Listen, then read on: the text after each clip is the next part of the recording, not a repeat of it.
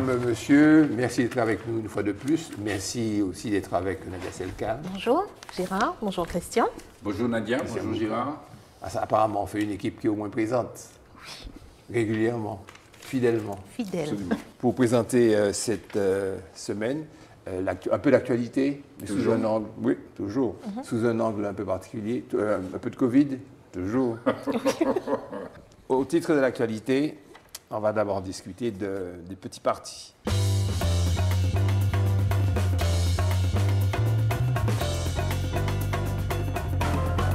Le parti Renaissance, celui de Max Orville, le MoDem, affilié au MoDem France, veut revitaliser l'agriculture martiniquaise.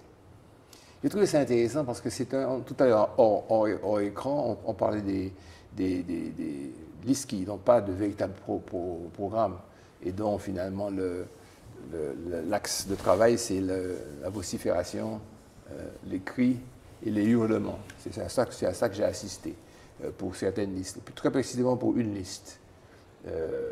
Et nous sommes, Christian et moi, je parle pour toi, excessivement déçus de voir qu'on ne dira pas de nom. Parce que pour une fois, je serais un peu hypocrite. Un homme qu'on aimait tant et qu'on appréciait tant, qui nous a accompagnés beaucoup dans les actions culturelles que nous faisions, finalement, cette année, pour cet exercice politique, le pratique avec cette outrance et cet excès. Je pense que son environnement devrait l'aider. Je pense qu'on doit peut-être même l'inquiéter pour lui faire croire que les choses marchent trop mal, avec la théorie du complot, tel est contre lui, tel est contre lui. Et ça ne lui donne pas la sérénité qu'on attendrait de celui qui pourrait être, non pas le père de la nation. On n'a pas mal le père de la nation. On a été département français, puis en même temps on est région de France, alors on perd une région. Arrêtons ce cinéma et cette fausseté. Mais on attendait quand même d'un ancien une certaine sagesse, puisque en fait on va devenir anciens nous aussi, si nous ne le sommes pas déjà, et nous aspirons à la sagesse, nous aspirons à la tranquillité. Il y a le phénomène de l'exemplarité, le mot que Nadia aime bien, et ça ne peut pas servir de pôle. Alors revenons à Renaissance qui veut revitaliser l'agriculture martiniquaise, et avec un petit texte qui est très intéressant, en expliquant que nous avons la chance d'avoir réussi à développer la filière banane. Nous avons également aussi la filière canne, que cette filière banane emploie 6 000 personnes, c'est pas rien quand même, et que donc, est-ce que... C'est l'agriculture qui emploie 6 000 personnes. La filière performante d'exportation, c'est la banane qui emploie 6 000 personnes. Je pense que c'est pas l'agriculture. Ouais. Et donc, alors, ma question est toute simple, est-ce que la banane nous empêche de... Est-ce que c'est la banane qui nous empêche de cultiver autre chose? Est-ce qu'il n'y a pas de place pour faire autre chose? Est-ce que parce qu'on fait de la banane, on ne peut pas faire autre chose? Est-ce qu'il faut opposer absolument agriculture d'exportation à agriculture? Et puis eux-mêmes se posent la question aussi, donc je reprends la question après eux. Réponse? Écoute, moi je pense qu'il y a plusieurs listes qui parlent beaucoup de l'agriculture. Ouais. Et je crois que l'agriculture est devenue un sujet central. On se rend compte que plus on dépend de l'agriculture extérieure, c'est que plus on est malade, déjà, moins on a de chances d'avoir des produits sains et frais. Absolument. Okay? Absolument. Et on se rend compte aussi qu'il y a quand même une réactivation de l'agriculture. Aujourd'hui, il y a, me semble-t-il, Oui, il y a un frémissement. Il y a une formation, il y a une ambition. Ça, depuis le mouvement de grève, tu sais. 2009. En 2009, les gens se sont dit, ouh. C'est ça. Et puis, il faut que nous manger PIA. Ouais. On dit chanson du article de Mon Désir qui t'a fait apprendre à manger PIA. Absolument. Maman, elle a dit bon manger en PIA. Voilà. Donc, c'est vrai que. Mais l'agriculture. Il fallait qu'on réponde, non? Elle répondait, non? Ah oui, j'ai entendu Nadia, mais elle n'a pas répondu. Elle se dit, il fallait dire apprendre à manger PIA. En réalité, très rapidement, c'est vrai, il faut que l'agriculture se diversifie. Il faut que l'agriculture innove. Hein.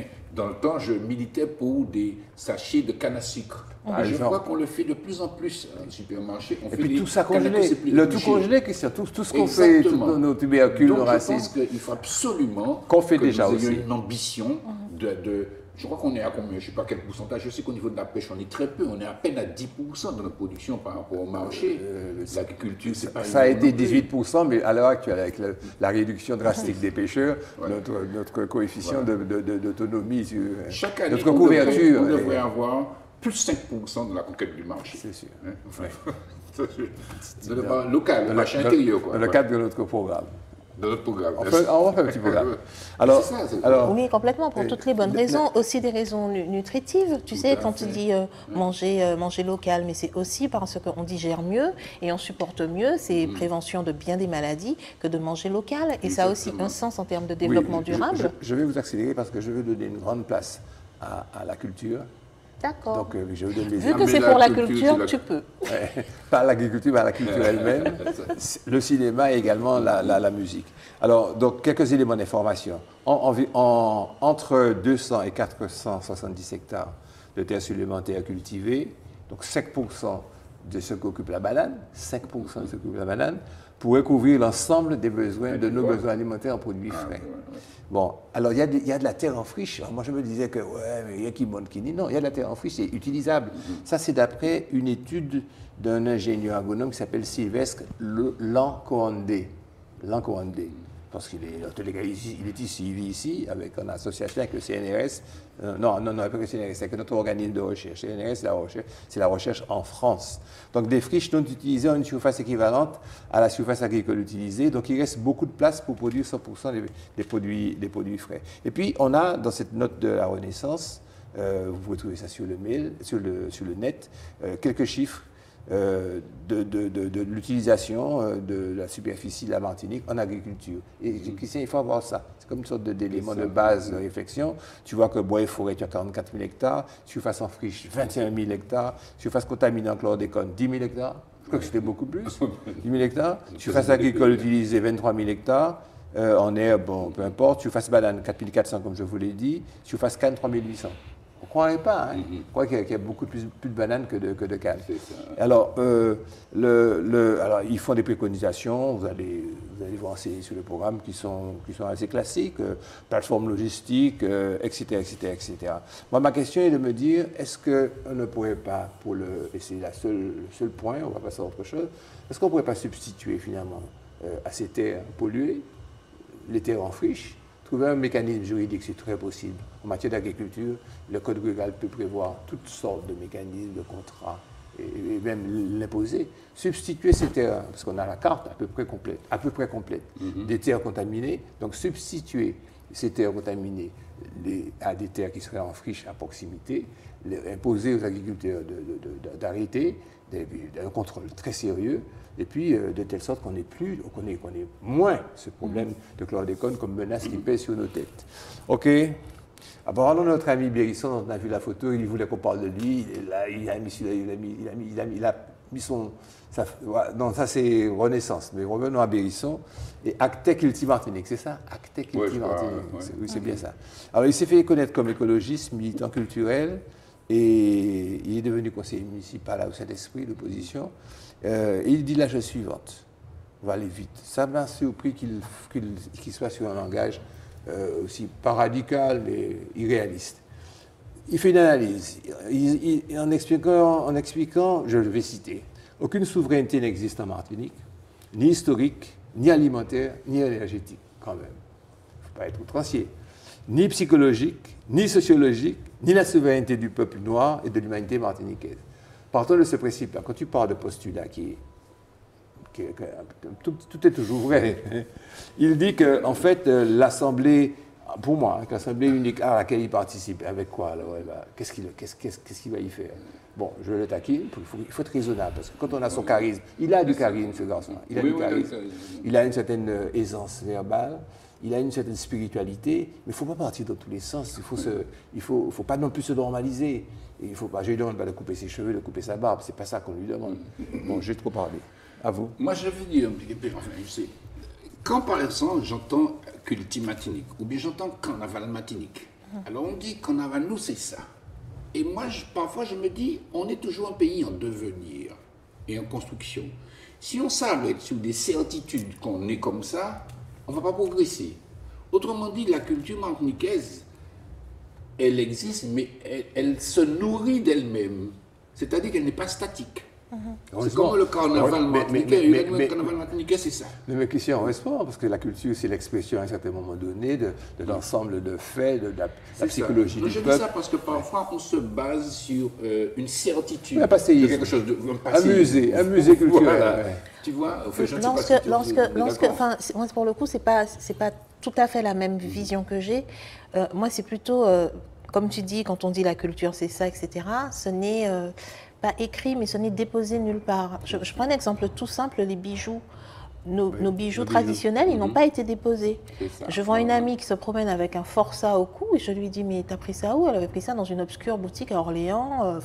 Et elle ne savait pas ce que c'était. Parce que ce bijou qui est tellement typique, qui était tellement représentatif et symbolique, il n'a pas été déposé. À l'instar. Oui, d'accord, tout l'exemple. Ça veut dire que nous n'avons pas intégrer notre culture. Dans le c'est ça, il n'y a aucun endroit où c'est déposé, il n'y a aucun endroit, et il n'y a pas de médiation non plus pour expliquer à ceux qui arrivent et qui auront peut-être une autre vision ce que c'est, pour que ça puisse progresser aussi. Ah, ça c'est la problématique, si tu veux. C'est complémentaire. Oui, c'est complémentaire. Mais c'est la problématique classique de l'utilisation par la mode des graphismes, des couleurs africaines, des choses comme ça, et donc une sorte de piratage culturel actuel, ou des coiffures, etc. C'est un peu de ça que tu veux parler. Très, très visible aussi au cinéma. Mais c'est bien d'avoir ouvert, mais c'était pas de ça qu'on parlait. C'est très, très bien. Alors, juste pour terminer, si tu permets, alors Bélisson, effectivement, acteur climatique, c'est une orientation de développement par la culture. Mais je crois que la liste de Daniel Roubaix aussi a la même orientation. C'est-à-dire considérer que c'est la culture, dans son expression, dans cette traduction, qui doit modéliser le développement. Vont-ils s'associer au deuxième tour? Non, je pense que ce sont des idées intéressantes, bien évidemment, à creuser. Mais si on parle, encore une fois, de la certitude que la culture, c'est ça, tu vois, de manière un peu dogmatique, alors que moi, je vois la culture en développement, en devenir en mouvement. Voilà. Très bien. Bon, on a parlé de ces petites listes, mission accomplie. C'est fait. C'est fait.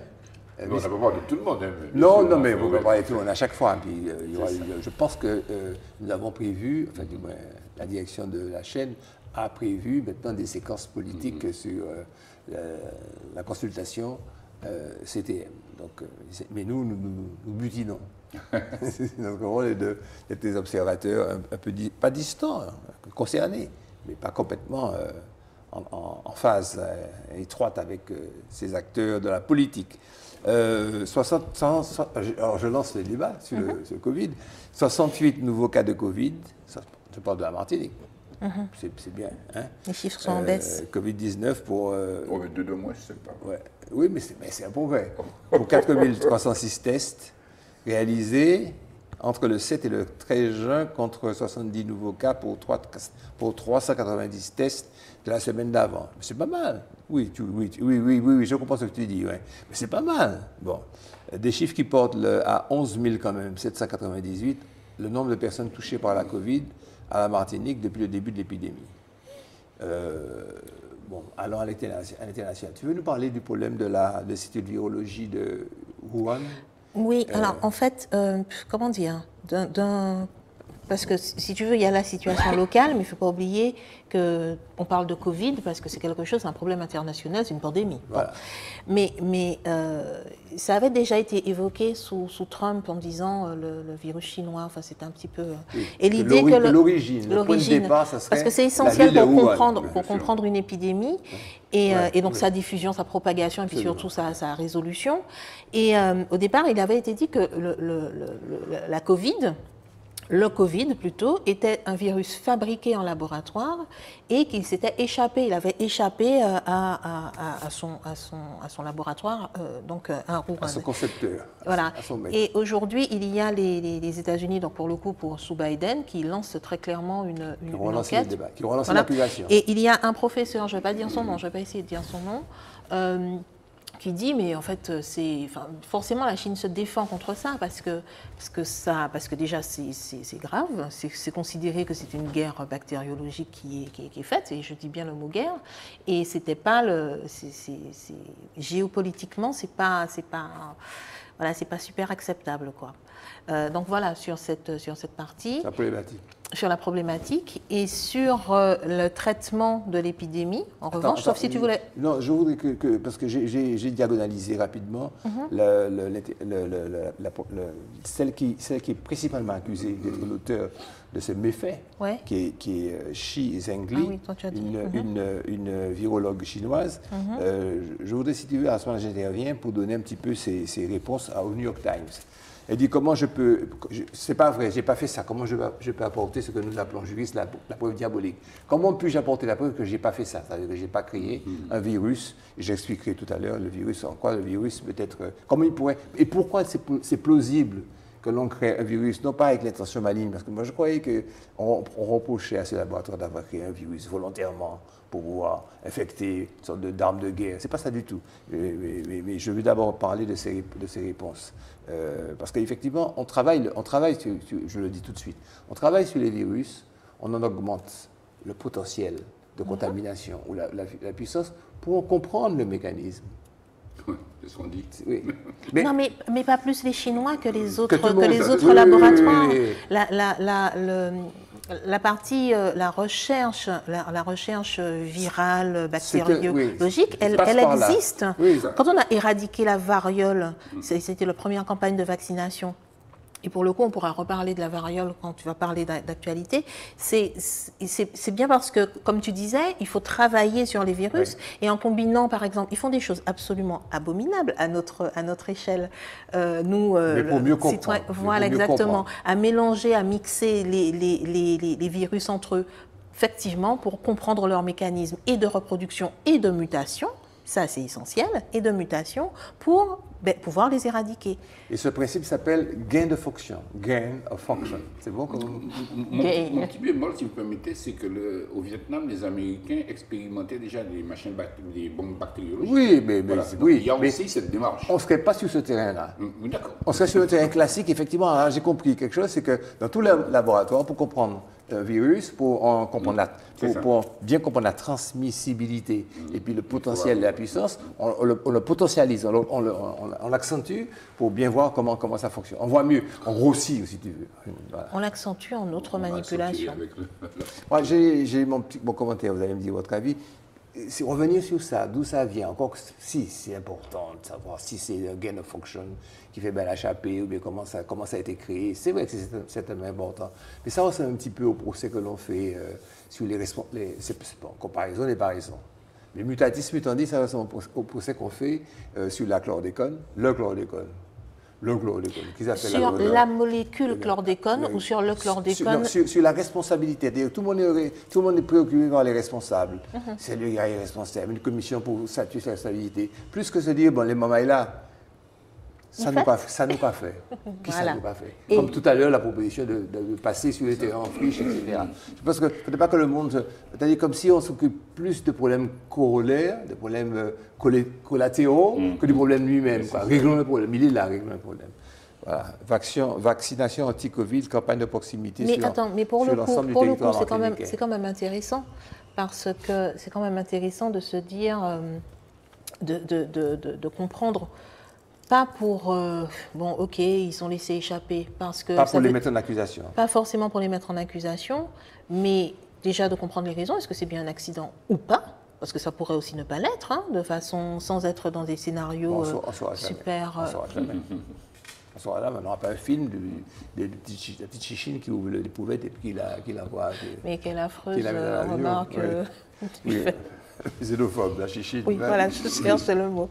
Donc, alors pourquoi je voulais qu'on parle de la campagne? Ils ont appelé ça la campagne de proximité. Parce que même si les chiffres sont bons en Martinique, les autorités rappellent à la vigilance et puis pour éviter une quatrième vague, ils ont pris certaines dispositions, notamment qu'à partir de cette semaine, il est possible de se faire vacciner. Vous ne le saviez pas, dans les cabinets médicaux. Tu peux dire à ton tour de Bible, c'est quand même plus simple. Chez les pharmaciens, tu vas à la pharmacie, pas toutes les pharmacies n'auront pas quelqu'un, mais certaines vont accepter de le faire. et par les infirmiers libéraux, ce qui serait encore plus pratique. Tu appelles ton infirmier, tu dis quand tu passes dans le quartier, va piquer maman, etc., qui peut pas se déplacer. Et notamment, qui peut pas se déplacer, les personnes fragiles qui ne peuvent pas forcément... Bon, la question est de savoir si ça va fonctionner, si ça va effectivement nous permettre de descendre le... Mais on l'espère, parce que ce qu'on recherche toujours, c'est l'immunité collective. L'immunité collective, c'est bien l'idée qu'il y ait un maximum de personnes qui ont développé des anticorps contre la maladie et que par conséquent, le virus ne trouve plus à s'accrocher. Ouais. Alors, il faut 70%, je répète les chiffres quand même, on va dire à chaque fois, il faut 70% de personnes vaccinées. On est loin. On a 17% au niveau global, etc., au niveau mondial global. Et c'est les vacances, ça veut dire qu'il y a beaucoup de personnes qui vont arriver et d'autres qui vont partir et circuler. Et allons dire deux petits mots plus profondément de la vaccination des adolescents. J'ai testé mes filles, je leur ai dit volontairement avec une certaine autorité, bon, votre mère prendra rendez-vous pour vous vacciner. Et elles ont eu un bon réflexe. Il y en a un qui m'a dit, moi j'ai aucune raison de me faire vacciner, on ne sort jamais, on ne peut jamais aller avec les copines. Si tu nous dis, si on voyage, d'accord, je vais. Si on voyage, j'accepte de me faire vacciner. Mais en fait, voilà, parce que pour la campagne, pour approfondir la campagne de vaccination, l'idée c'est toujours bénéfice-risque. Ouais. Et c'est vrai que pour les jeunes personnes, le bénéfice-risque, ce n'est pas en faveur de la vaccination. Mais par contre, ça contribue à l'immunité collective. Mais oui, parce qu'ils peuvent être des facteurs de transmissibilité. Voilà. Mais pour autant, eux, il y a peu de chances qu'ils développent, même s'il y a eu des cas, mais il y a moins de chances qu'eux, ils développent des formes graves.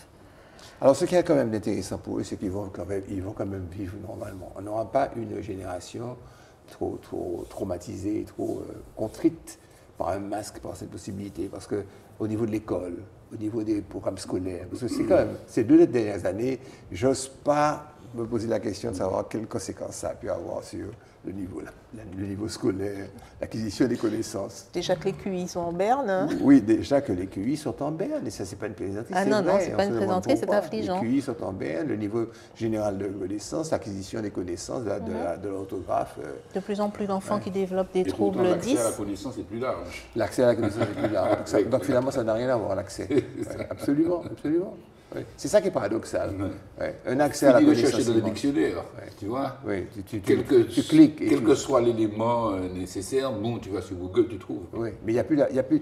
Oui, mais il faut avoir suffisamment d'éléments, il faut avoir une tête suffisamment bien formée. De passage. Il faut avoir une tête suffisamment bien formée pour pouvoir aller chercher. C'est ça, il faut avoir des éléments de base pour chercher.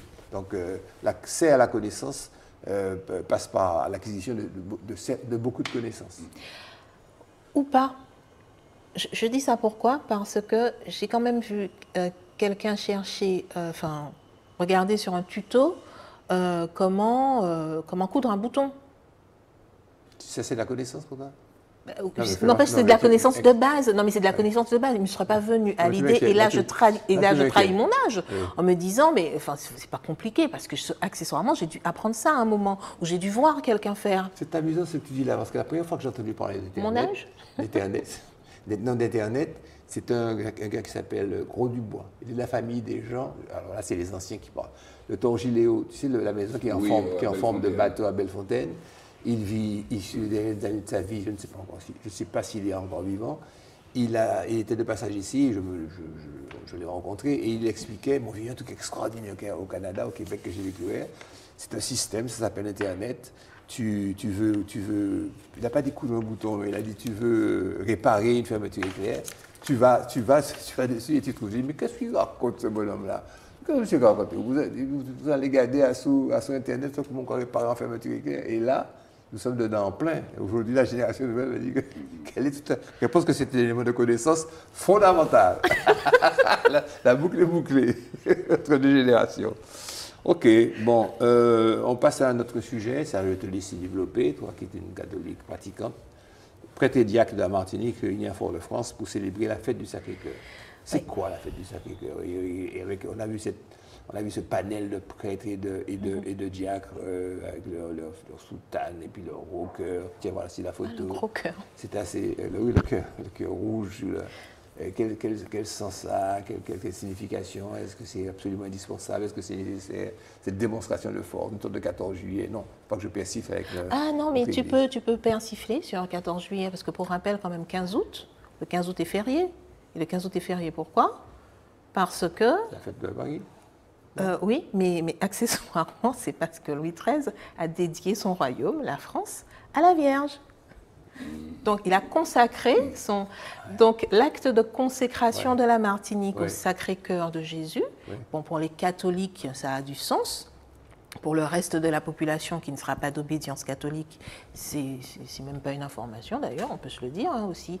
Mais n'empêche que ce n'est pas dénué de sens. Le fameux royaume de France et de Navarre et donc la Martinique sont accessoirement dédiés, consacrés à la Vierge. Et là, pour le coup, la Martinique est consacrée au Sacré-Cœur de Jésus. Donc c'est l'occasion d'une grande fête. Donc dans le temps théologique, la fête du Sacré-Cœur, c'est pas qu'en Martinique. Mais elle existait avant, la fête du Sacré-Cœur existait à Balatas. Je me souviens que j'ai une agoraphobie, donc je l'évitais méticuleusement, mais à cette même date de l'année, il y avait la fête. Non, mais le Sacré-Cœur, c'est partout, c'est partout dans le monde. C'est toujours... Ça, c'est la consécration du diocèse. Voilà. Voilà, donc qui se fait à la fête du Sacré-Cœur. Mais la fête du Sacré-Cœur, c'est partout dans le monde, le même jour, qui est, je ne sais plus combien de jours. Sacré, on dit le Sacré-Cœur. C'est comme l'Esprit Saint et le Saint-Esprit. Les deux ont la même valeur. Oui. Christian, pourquoi c'est des regroupements de spiritualité d'hommes comme ça, qu'ils soient de n'importe quelle catégorie? Je ne sais pas si tu participes à l'une de ces congrégations laïques ou spirituelles d'hommes. Pourquoi il faut se réunir et puis avoir ces grandes messes, ces grandes cérémonies? Alors certains appellent ça des convents, d'autres appellent ça des consécrations, etc. Pourquoi les hommes ont besoin de solennité comme ça? Est-ce que c'est nécessaire? Est-ce que c'est dans l'archétype, dans la psychologie humaine? J'avoue que il faut poser la question à Nadia parce que je n'ai pas du tout... Tu as réfléchi à ça? Je n'ai pas du tout capté. Pourquoi les hommes ont besoin de ça, de grandes cérémonies? Il n'y a que des hommes là, d'après ce que j'ai compris. Non, il n'y a pas que des hommes. Il n'y a pas que des hommes. Le clergé catholique reste essentiellement, pas exclusivement masculin, mais là... Alors attends, continue le clergé, ce sont les prêtres? Les prêtres et les diacres. Les diacres, les évêques, les archevêques, c'est un super évêque, et les cardinaux. Quelle différence tu fais? Souvent on voit les diacres participer à beaucoup de cérémonies, mais quelle différence tu fais entre le diacre et le prêtre? Le prêtre, c'est un sacrement. C'est un sacrement... Qu'est-ce que tu appelles sacrement? Les sacrements d'église? Oula, c'est un petit cours de catéchisme qu'on fait là. De base. Oui, de base. C'est de la culture. C'est de la culture comme coup d'un bouton. Vas-y. Je ne sais pas. Peut-être que les protestants ne sont pas d'accord avec nous. Oui. Il y a cinq, que je ne dise pas de bêtises, sacrements. Oui, voilà. Allez, 5 sacrements. Et tous les autres aussi. Et parmi les sacrements, il y a la prêtrise, comme il y a le mariage, le baptême, la confirmation, etc., l'extrême onction, comme on dit. Et donc la prêtrise, c'est-à-dire que tu dédies, voilà, de la même façon que tu as dédié ton territoire, c'est une consécration. Là, tu dédies ta vie. Là, tu dédies ta vie à Dieu. Et donc c'est la prêtrise. Ça vaut pour le prêtre et ça vaut pour le diacre aussi. Il dédie quelque chose. Oui, mais il ne reçoit pas l'autorisation, lui, de délivrer, merci, de délivrer les autres sacrements. La communion, je suppose. Voilà. Même s'il y a des ministres de communion qui sont des... Est-ce qu'il peut écouter en confession? Non. Il n'a pas le droit. Non. Enfin, c'est un petit sous-prêtre. On parle de mes amis diacres. Mais il peut se marier. Ah oui. Alors, autrement dit, quand tu es diacre, tu peux te marier, puis on t'enlève de l'autre côté des droits que le prêtre qui, lui, s'est voué à un célibat total. C'est pas un petit peu injuste, cette histoire-là? Mais le célibat des prêtres, c'est quelque chose qui... Au départ, c'était pas ça. C'était pas ça au départ. Voilà, jusqu'au IVe siècle, pour moi, c'était le 12e, d'accord. Ouais, okay. 4e. Ouais. Ça a 4e, duré longtemps, cette histoire-là. Ouais. Et finalement, il a été choisi que ce soit seulement... Et d'ailleurs, c'est uniquement masculin, pour le coup, je l'ai dit aussi. Les religieuses, qui sont des gens aussi qui dédient leur vie à Dieu, pour autant, elles ne sont ni prêtres, ni diacres, ni rien du tout. Tout le séculier, tout le régulier, plutôt. Elles aussi ne se marient pas. Non. Elles sont mariées à Dieu. Alors, Jésus. Il y a des catholiques qu'on voit toujours... À Jésus ou à Dieu? À Jésus, c'est la même chose. Le Père et le Fils.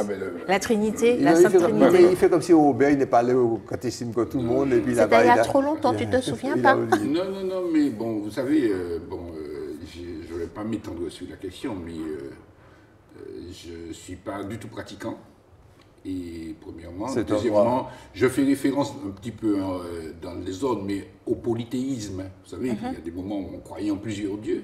Et je sais, enfin j'ai eu des lectures, à un moment donné, le monothéisme s'est imposé. Voilà, on a dit qu'il n'y aura qu'un dieu.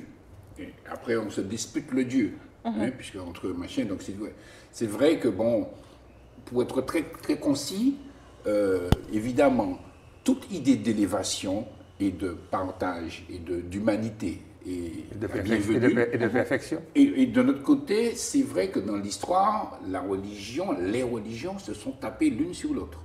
Et ça continue. Ah, et l'histoire, voilà, est en cours. On s'est disputé Dieu. Et c'est ça qui est un peu regrettable. Voilà. Pour conclure sa prédication, David Maquet a lancé un appel. Le journaliste dit ému aux fidèles.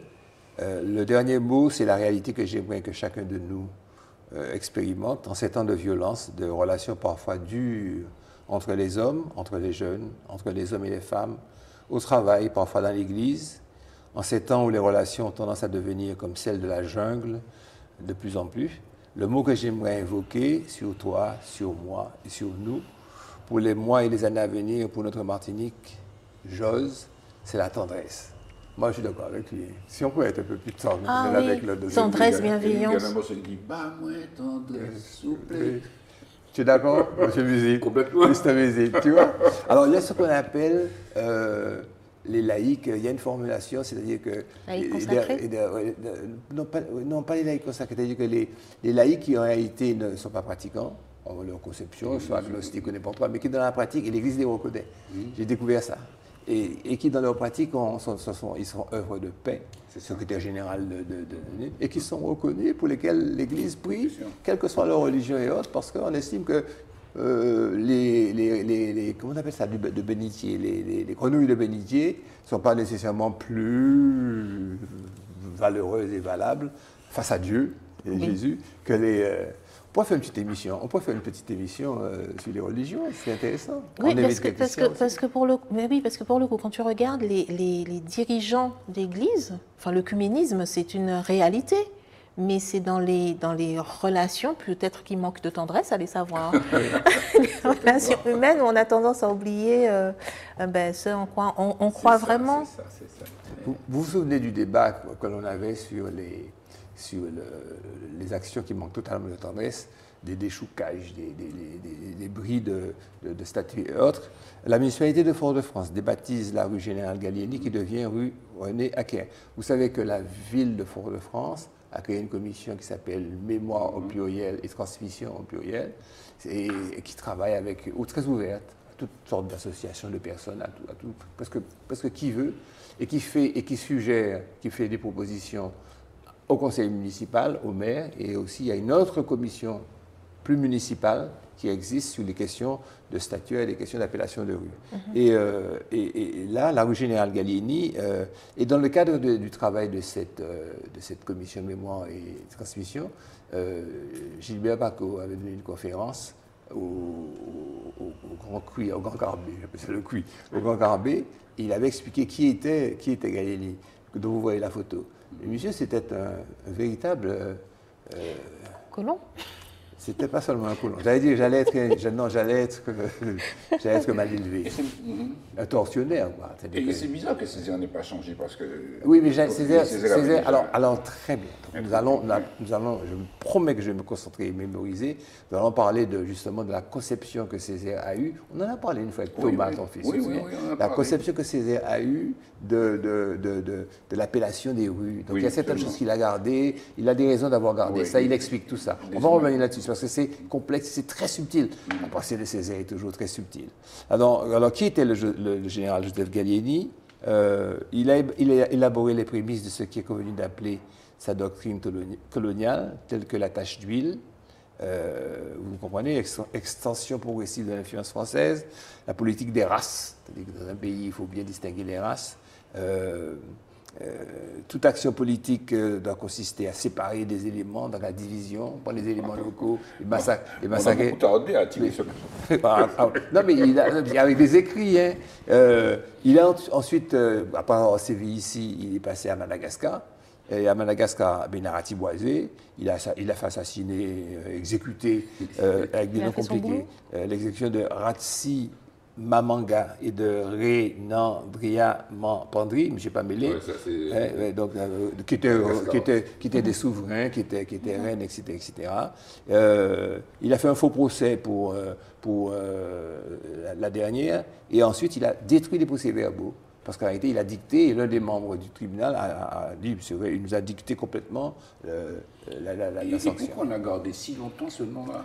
Eh bien, parce que tu sais, en fait, en réalité, on a estimé qu'il avait Gallieni, je crois qu'il a été celui qui a quand même participé, élaboré, ça m'échappe, je crois qu'il a peut-être participé à la conception, il a quand même œuvré, parce qu'ils œuvraient quand même, au niveau de Fort-de-France, au niveau de l'urbanisation de Fort-de-France. On va revenir là-dessus. En tout cas, c'est une bonne chose. Oui, mais il faut dire par qui il a été remplacé, par René Aké. Mais pour le coup, tu demandes comment est-ce qu'on a gardé son nom si longtemps. Moi, j'ai envie de dire, comment est-ce qu'on ignore ça? Comment, quoi? Est-ce qu'on ignore le nom? Est-ce qu'on est capable de dire le nom de, enfin, qui est derrière le nom de chaque rue? C'est-à-dire, c'est important ce que tu dis. Mais c'est le travail des commissions de Gouy. Le travail se fait mettre tardivement. Oui, mais ensuite, en termes de médiation pour nous, parce que voilà, la rue Gallieni, ben non, je ne m'étais jamais posé la question. Il y avait la rue Blénac. Et puis tu sais que mes enfants étaient au lycée France Fanon, et puis ils ne savaient jamais ce qu'était France Fanon, parce qu'au lycée France Fanon, on ne t'apprend pas qui est France Fanon. Ouais. Enfin, je ne sais pas si ça a changé. Ouais. Mais là aussi, c'est pas normal. Tu vois, les compétences de la région, normalement. Non, mais c'est la présence aussi des problèmes éducatifs. Le jour où on aura le courage de dire que notre personnel enseignant à ce sujet, à ce propos, parce qu'il leur permettre de prendre leur bac, de prendre des diplômes et d'affronter les difficultés de l'enseignement de l'université et de réussir. Mais au niveau de la connaissance de soi-même, qu'ils ont été totalement carentiels et insuffisants, c'est une réalité. Nos enseignants locaux sont totalement carentiels quant à la connaissance de soi, mais il y a aussi qu'eux-mêmes n'ont pas appris. Donc il faudrait qu'ils recommencent à travailler. Donc je pense qu'ils sont pris par les embouteillages de Génipa et de Lucas pour aller au travail, et qu'il faudrait qu'ils recommencent l'enseignement. Non seulement recommencer l'enseignement, mais réfléchir sérieusement à la pédagogie de cet enseignement. Donc, mais il faudra qu'ils s'y collent, les professeurs d'histoire et de géographie. Maintenant, il faut plus. Les jeunes vont leur demander des comptes. Mes enfants étaient à l'école au VEPRI aussi. Au VEPRI, il y a une école qui s'appelle l'école Constant Lery. Et quand j'ai posé la question, qui est Constant Lery? Personne ne savait, en tout cas les personnes que j'ai vues, ne savaient pas c'était qui Constant Lery. Donc on a cette espèce d'amnésie qui fait qu'on est dans un lieu qui a un nom et on ne se pose pas de questions. Oui, absolument, il y a un nom. La linclée. Alors que l'appellation des lieux et des sites, c'est l'expression même d'éléments de la culture, de l'histoire, de la vie d'un pays. Une sorte de déphasage par rapport au cas, tu as quelques informations sur René Aké. René Aké, il a été professeur d'espagnol, ensuite il a œuvré en Amérique latine, il a participé activement il a travaillé à l'Alliance française en Amérique latine.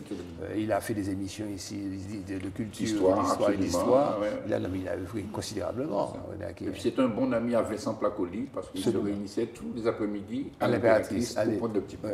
Et puis refaire le monde. Et il semble qu'après la mort de Vincent, René allait tout seul et puis il buvait avec Vincent. Symboliquement. Mais je l'ai connu aussi, René Aké. Très également. Il avait une anecdote, il avait une phobie des chiens. Il est venu chez moi. Il est venu chez moi 1 an ou 2 ans avant sa mort, et c'est bien protégé, les chiens sont à distance. C'est extraordinaire.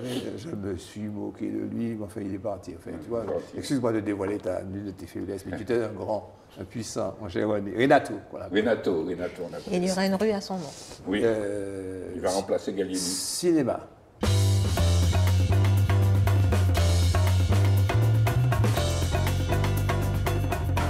Madame Cinéma. Oui, on va parler de festival. Donc on est vraiment à l'international. L'idée, c'est qu'on a déjà vu un petit peu ce qui se passe à Cannes, mais il y a en Europe 3 grands festivals qui se battent pour avoir le titre de plus grand. Le plus grand, c'est celui auquel j'assiste, c'est celui de Cannes. Mais en tout cas, il y a en début d'année, donc généralement au mois de mars, la Berlinale, qui est le Festival international du film de Berlin. Ce film est associé également à un marché du film, qui est un marché important. Alors, le marché du film, c'est bien le moment où se rencontrent producteurs, scénaristes, etc. C'est là que se vendent les films, aussi bien les droits que le business se fait, mais aussi bien à l'état de projet qu'à l'état de réalisation. D'accord? Et donc la Berlinale, c'est un festival qui est intéressant à plusieurs niveaux. Le premier, c'est que c'est un festival qui est né donc après Cannes. C'est un festival qui a été créé par les Alliés à Berlin, donc, et qui délivre le fameux Ours d'or pour le meilleur film, Ours d'argent pour la réalisation. Ils ont laissé tomber l'ours de bronze. Eusène Passy avait eu l'ours d'argent pour son film La rue Cazeneuve. Et c'est comme festival, c'est vrai que ça a une résonance particulière. Ça donne un écho à des films qui n'auraient pas eu, qui seraient sortis dans le circuit naturel des différents pays, qui n'auraient pas eu un tel écho. International. International, merci Gérard. Et pour le coup, le Festival de Berlin, c'est celui qui, par rapport à la crise, il s'est déroulé l'année dernière de façon vraiment chaotique. Et c'est le premier qui a fait deux choses. Cette année 2021, il s'est déroulé à la fois en présentiel et en distanciel. Il n'a pas eu l'envergure des années précédentes. Mais ça s'explique aussi pour d'autres raisons. Les autres raisons, c'est premièrement la présidence du festival, elle est bicéphale. Je ne vais pas vous dire les noms. C'est un homme et une femme qui sont à la tête de ce festival, donc qui décident des films qui sont sélectionnés. Ils sont en totale transparence. En revanche, en termes d'avant-garde, c'est le festival qui a institué une remise de prix d'interprétation non genrée. Par exemple, à Cannes, on a le prix d'interprétation, la Coupe Volpi pour la Mostra de Venise, meilleur acteur, meilleure actrice. Eux, ils ne font pas ça. C'est une meilleure interprétation, que ça soit un homme ou une femme. Voilà, et ça c'est vraiment énorme, on n'a jamais vu ça, c'est complètement inattendu. Et la deuxième chose importante donc, sur le festival, c'est le fait qu'il y ait aussi, ils sont vraiment pionniers en matière de parité. Et avec le mouvement MeToo, donc, qui est vraiment sur la promotion et la reconnaissance du travail des femmes par rapport aux hommes, parce que c'est vrai que le milieu du cinéma, ça reste un milieu extrêmement machiste, contrairement à ce qu'on pourrait penser, hein, mais les femmes sont cantonnées à des rôles de... masculin, pas machiste. Voilà. Tu as raison. Ma réflexion était orientée.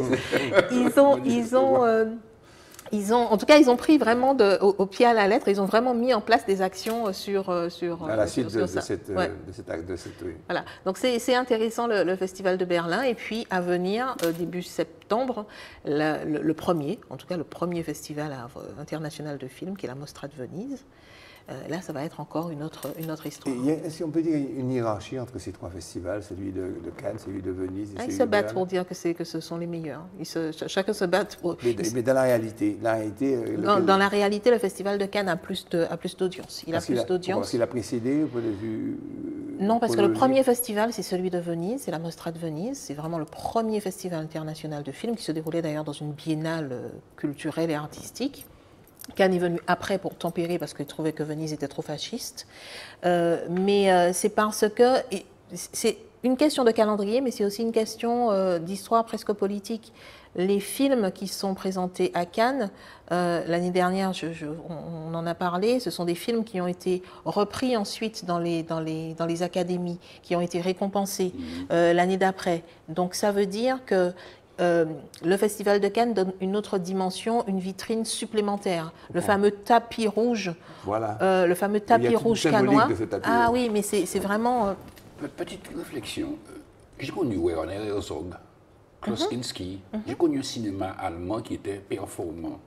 Aujourd'hui, j'entends plus parler du cinéma allemand. Alors, si. Maraden a fait un film très intéressant sur la relation entre un père et sa fille, la fille qui est cadre, un film vraiment très actuel avec beaucoup de pudeur sur la difficulté que peuvent avoir. Mais pas grand public. Ah si, grand public, même si ça durait plus de 2 heures, c'était quand même grand public. Mais le cinéma allemand, comment te dire, il faut bien comprendre que ces festivals, ce sont des festivals internationaux. Tout à fait. Donc, ils ne promeuvent pas forcément leur cinéma. Mais on note quand même un regain et un renouveau du cinéma allemand. C'est aussi le cas du cinéma italien. C'est dans une certaine mesure le cinéma espagnol qui pourtant n'a pas de festival international à la mesure de cela. Mais pour le coup, quand on regarde l'année des festivals de cinéma, j'ai envie de dire, pendant que les Européens se battent pour savoir qui est le plus grand, l'année commence avec Sundance, le festival créé par Robert Redford, qui est le cinéma du film indépendant, et se clôture avec le TIFF, qui est le Festival international du film de Toronto, qui lui, très clairement, est annoncé comme le festival qui ouvre les récompenses des académies. Donc, c'est 5 vitrines majeures, qui ouvrent et qui clôturent, qui sont en Amérique du Nord. Ça, personne ne revient dessus, sachant que le Festival de Toronto, c'est un festival qui est jeune, qui est bicéphale comme Berlin. Et puis, il y a l'Europe, la vieille Europe, qui au départ, c'est là qu'est né le festival, qu'est né le cinéma. Et la forme de narration, la subtilité dans les différents, dans l'expression et dans l'expressivité du cinéma, c'est là surtout que c'est né. Par contre, les Américains, ils savent faire le Barnum et l'industrie. Une minute pour nous parler de ton dernier film, Une seule minute? Oui. Ah non, parce que là, pour le coup, j'ai vu vraiment des films qui sont... Non, les gens, il faut vraiment aller au cinéma. Tu as The Father, The Father, qui a été découvert à Sundance et qui a été récompensé aux Oscars, qui est un film français, tiré d'une pièce française, premier film de son réalisateur Florent Zeller. Le second, je suis en train de chercher le second, en fait, parce que tu me mets là. Voilà, c'est le fameux Nomadland. Oui. Nomadland, qui est un film chinois. Ah oui, non, mais le film est bouleversant. C'est à l'affiche, hein. Ah, vraiment, il est à l'affiche, il faut vite aller. Bouleversant. Et pourtant, je n'aime pas l'actrice. Et la réalisatrice, elle est chinoise, boycottée par son pays. Ouais. Mais elle filme l'Amérique comme un John Huston a filmé dans les westerns. Elle vit aux États-Unis. Oui, je suis new-yorkaise, en fait. Et puis le troisième, je l'ai oublié, pourtant il était très bien. On verra ça la prochaine fois. Alors, nous allons passer à la musique.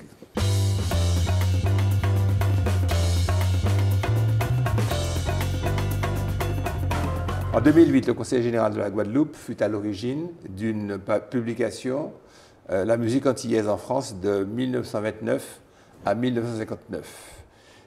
Cette étude fut confiée et réalisée par 3 personnages, M. Alain Boulanger, M. John Cowley et Marc Manaray. Et puis là, s'arrête mon intervention sur ça. Je passe la parole à Mr. Music. Merci Gérard. Alors, c'est pour dire qu'il y a une abondante bibliographie sur l'histoire de la musique antillaise. Hein, et on a un peu l'impression qu'on ne connaît pas cela. Il y a une espèce d'amnésie, il y a une coupure. Depuis Saint-Pierre, c'est vrai qu'il y a une vitalité de la musique antillaise. On a connu des grands moments. En dépit de Saint-Pierre. En dépit de Saint-Pierre. Oui, c'est ça. En dépit de l'éruption, en dépit de la catastrophe, je veux dire. Ouais, merci Gérard. Pour être précis, effectivement, la catastrophe a été un coup d'arrêt quand même assez phénoménal à tout, quoi. Mais cette musique antillaise, quand on s'interroge, quand on s'intéresse à son histoire, il y a des choses fabuleuses qui se sont passées. Parce qu'après Saint-Pierre, la musique antillaise, la biguine, tout ça, a conquis Paris. Il y avait une vingtaine de lieux de spectacles qui accueillaient des gens de toute provenance. Ça veut dire qu'il y avait un répertoire antillais? Il y avait un répertoire antillais. En même temps, il y avait un répertoire caribéen parce qu'ils ont pris le mambo, ils ont pris la guaracha. Ouais. Mais c'est vrai que la biguine, la mazurka, à travers des gens comme Stélio, comme Léon Ampanon, comme Ernest Léardé, comme Sam Castandé. Ouais. Et puis il y avait des Guadeloupéens, il y avait Siobud, qui est Marcel Siobud, il y avait pas mal d'artistes qui étaient dans toutes les scènes parisiennes. Et il y a aussi des gens qu'on ne connaît pas. Il y a Mayotte Amabli, qui était une chanteuse martiniquaise. Il y a Nelly Lunga. Tous ces gens-là, ils sont enregistrés. La discographie existe. Très bien, bonne question. Alors, c'est très intéressant parce que cette discographie, il y a une discographie qui est très abondante. En ce temps-là, il n'y avait que des 78 tours. Ouais. Et les 78 tours avaient une seule face. Ouais. Voilà, personne ne se rappelle de ça. Mais il y a eu énormément d'enregistrements Parce que des films comme Odéon, les éditions Salabert, ou encore pas mal de maisons américaines ou anglaises, leur dada, c'était d'enregistrer les Antillais et de propulser... C'était mode. C'était mode. Toute cette musique dans la Caraïbe, anglophone française, mais également en Afrique. Donc, il y avait véritablement des... Par exemple, Ernest Léandais, il y tenait son établissement. Il y avait la boule blanche, il y avait l'élan noir, il y avait le bal Blomé. Il y avait énormément de lieux. Le bal Blomé qui avait ouvert, mais oui, il y a toujours un espace qui s'appelle le Blomé à Paris. Voilà. Et c'est très intéressant parce que Gérard parlait des productions discographiques. Il y a eu beaucoup d'enregistrements. Alors, on en a parlé. Qu'est-ce que ça devient? Voilà. Très bien. Les éditions Frémaux, par exemple, ont été contactées par Jean-Pierre Meunier. Alors, Jean-Pierre Meunier, je le dis pour ceux qui savent, Jean-Pierre Meunier, c'est un fanatique de la musique antillaise. Il a peut-être aujourd'hui 80 ans. Il est venu, nous l'avons invité à Begin Jazz, il est venu à Saint-Pierre, il a fait une conférence et il a surtout été à l'origine d'une part de la réédition d'un certain nombre de musiques et d'autre part de la rédaction du livre La Begin de l'Oncle Ben. L'Oncle Ben qui a été, Ernest Léandais a été l'Oncle Ben qu'on voyait sur les publicités de riz. Le riz Oncle Ben. Celui qui a été le riz. Voilà. Et lui, que j'ai eu il n'y a pas très longtemps, il me disait que ils ont récupéré avec les éditions Frémaux, parce que comme il a contacté une maison d'édition, et cette maison d'édition a réédité des albums de Stélio, de Eugène Delouche, de Moun de Rivel, etc. Mais lui me dit, écoute bien Gérard, Jean-Pierre Meunier me dit, Christian, moi j'ai encore des micro-sillons, des disques qui n'ont pas été réédités d'origine, et les éditions Frémaux, ils ont racheté à la Bibliothèque nationale de France des enregistrements. Tout ça pour vous dire... Un trésor, alors. Nous avons un trésor. C'est pour ça que nous avons ce projet de faire cette maison de la Begin, ce musée de la Begin. Nous espérons que les prochains élus vont nous entendre, parce qu'il y a une base documentaire extraordinaire à travers, d'une part, les artistes, à travers leur production, à travers cette dynamique que la musique antillaise a eue au début du siècle. Sur la fiche que tu m'as envoyée, j'ai lu que l'évolution des musiques créoles de la Caraïbe en général, de langue française, est un sujet complexe et riche, tout à fait, influencé par la géographie, l'immigration des populations, les différents régimes politiques, la religion. Et la religion, absolument. Mais c'est une source terrible d'enseignement. C'est une source terrible d'enseignement. Ça devrait être étudié à l'université. Complètement. Là, c'est très important ce que tu dis, parce que j'ai un peu le sentiment qu'on a été coupé d'une semence véritablement qui aurait dû constituer notre identité. Ouais. Voilà. Et après, on est parti dans une espèce de... Voilà, on s'est dilué, quoi. Mais je pense que ces artistes, à travers leur répertoire, à travers leur itinéraire... Tu peux reconnaître ce musicien, par exemple, comme ça, rapidement?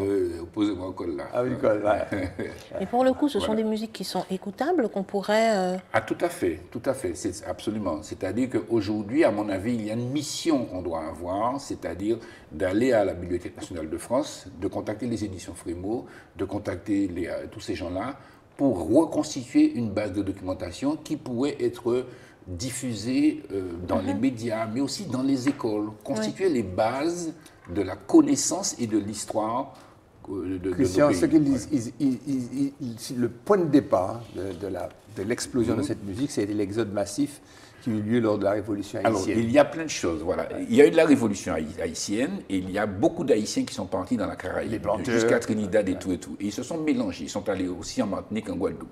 Et après, il y a eu le carnaval. Alors, le carnaval, c'est assez intéressant parce que ce qu'il faut savoir, c'est que les colons faisaient du carnaval, ils faisaient le carnaval. Et les Antillais, enfin les Noirs, se sont emparés du carnaval des colons, même avec les chansons françaises.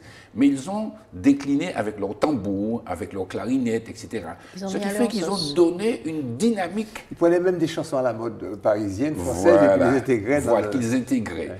Et il se trouve la chose suivante, c'est ça qui est marrant, les esclaves imitaient les colons. Donc ils ont à un moment donné organisé des bals aussi masqués comme les colons. Mais les colons préféraient venir dans les bals des esclaves. C'était plus marrant. L'ambiance Et les esclaves faisaient payer les balles aux colons. Voilà, donc les conditions de développement de la Biguine, des Bel Air, etc. D'ailleurs, on parle beaucoup dans le livre de Bel Air, B-E-L-A-I-R-S, par rapport au Bel Air, B-E-L-A. Bon, là aussi, il y a un débat aussi, parce que, bon, voilà, j'ai pensé beaucoup à mon désir, mais les Bel Air, et d'ailleurs, la forme des Bel Air, regarde, je dis... outre les chansons créoles, ces groupes interprétaient de Bel Air, un chanteur soliste entonnait les appels, les autres membres du groupe faisaient les réponses. C'est le principe même du Bel Air. Voilà, alors, et ça s'appelait le Bel Air. C'est aussi le principe du blues, et c'est aussi le principe du chant africain. Ouais. Absolument. Alors, tu as parlé de ces gens-là. Bon, alors, il faut savoir que Lafcadio Hearn, alors on s'est posé la question pourquoi Césaire avait aussi appelé le parking Lafcadio Hearn. Lafcadio Hearn, c'est un Irlandais qui est venu en Martinique, qui avait été envoyé par son journal en Martinique et qui est resté 2 ans en Martinique. Et Lafcadio Hearn, qui est en 1898, quand il a vu le carnaval de Saint-Pierre... Il a écrit des choses extraordinaires.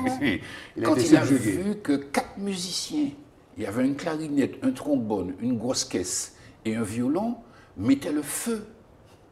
Il n'a pas compris. Et il disait, ils sont loin des partitions savantes, mais ils ont une dextérité dans l'expression, dans le jeu. Il emploie le mot apothéose. Oui, absolument. Voilà. Et puis aussi, il y a un dénommé Louis Garot, qui a été vice-recteur de l'Académie et qui est venu un certain nombre d'années en Martinique. Alors, il a écrit aussi des choses merveilleuses. Et, par exemple, il dit, parfois le trombone se tait et laisse la place à la clarinette. Tantôt debout assis, l'instrumentiste ne tient pas en place. Il imite tous les mouvements des danseurs, tu vois. Celui qui joue danse. On n'imaginerait pas en musique classique que tu imites... C'est difficile. Ce serait difficile. Il se penche par sa canne, hors de la balustrade, pour aiguillonner de plus. Son corps est en fièvre, comme son instrument, comme d'ailleurs la salle entière. Voilà, à ce moment-là, on joue des quadrilles, des biguines, des bel air, des calypsos, de la polka. Voilà. Et puis aussi, pour terminer, Anka Bertrand, qui avait fait une étude sur les rythmes de la Caraïbe, Etietidla. C'est ça que les balles, Etietidla. Donc vous voyez que nous avons, à mon avis, à capitaliser énormément d'informations. Et ça, c'est un enjeu culturel majeur. Vous voyez, nous ne pouvons pas rester dans un pays... La musique n'est pas faite pour s'amuser, la musique est faite pour pouvoir tracer l'histoire. La musique est faite pour pouvoir connaître un peu aussi, si vous voulez, comment l'art s'est développé, comment la langue s'est développée dans l'art, comment les mélodies... Donc il y a tout un bagage qui, à mon avis, doit constituer un enjeu culturel essentiel. Je peux te frustrer. Tu as vu quand il a démarré sur ça, il est extraordinaire.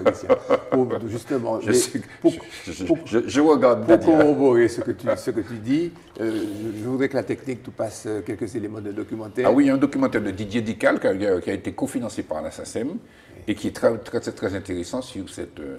Si techniquement, ça pose pas de problème. Et sur ça ben, on vous salue et on vous donne rendez-vous la semaine prochaine. Oui, la semaine prochaine, pourquoi pas. La Biguine, c'est peut-être le premier cadeau que les Antilles françaises ont fait au monde entier.